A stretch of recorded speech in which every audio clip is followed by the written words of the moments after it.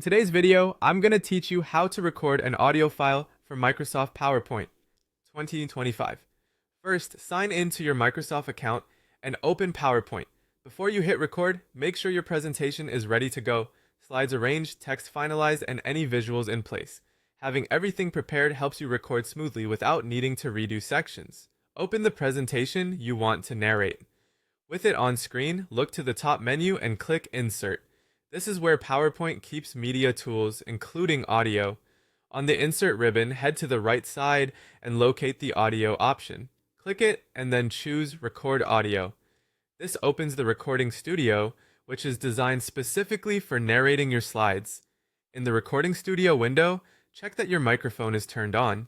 If you're using an external mic or headset, make sure your device is selected in your computer's sound settings and that the input level looks healthy. A quick tip: record in a quiet space, sit a comfortable distance from the mic, and speak at a steady pace for the cleanest sound. If you only need audio, turn the camera off. Leaving the camera off ensures you're recording just your voice with no video captured.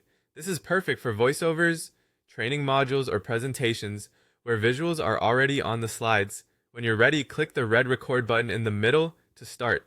Give yourself a 1-second pause before speaking. It helps avoid clipping the first word.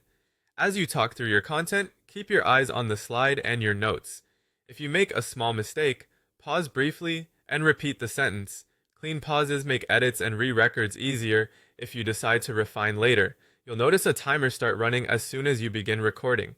That clock is your confirmation that audio is being captured. It's also handy for pacing, so you can keep each slide's narration consistent in length. When you're done, click the same red button again to stop the recording.